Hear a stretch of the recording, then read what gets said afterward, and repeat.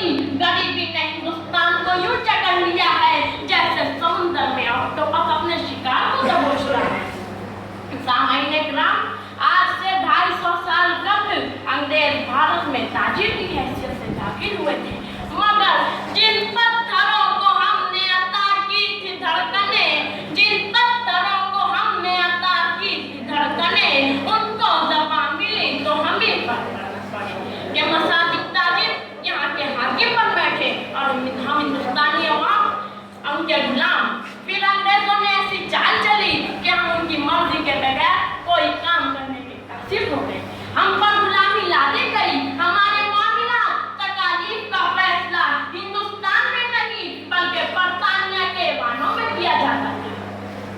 फिर आजादी की एक लहर उठी, झांसी की रानी, मैसूर के टीपू सुल्तान और मुल्क भर के जनप्रतिनिधियां और अंग्रेजों के महिलाओं ने खलबली मचा। 1757 की जंग प्लासी और 1857 का गदर अंग्रेजों के दांत खट्टे कर देने के लिए अल्टीमेटम थी। मौलाना